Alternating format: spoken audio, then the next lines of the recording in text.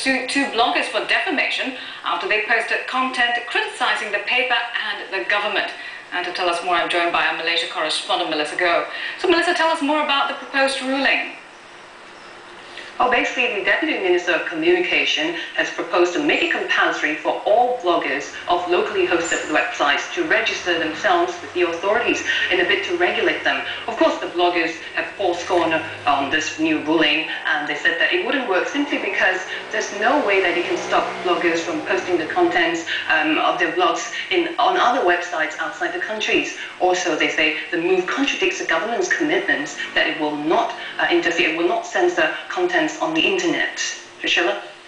Well, you know, the defamation suits against the two bloggers are the first in Malaysia. What's the latest on the cases?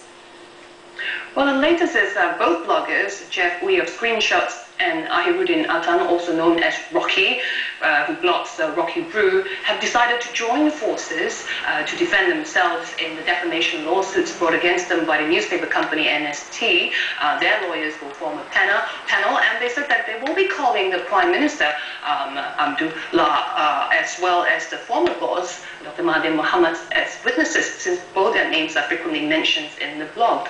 And also, both bloggers have agreed with NST to observe blackout, i.e. no parties are allowed to speak to the media on details of the lawsuit. NST has obtained an injunction against Jeff, and Jeff is trying to strike it out in a hearing later this month. Priscilla? And also, what's been the general public response to the lawsuits?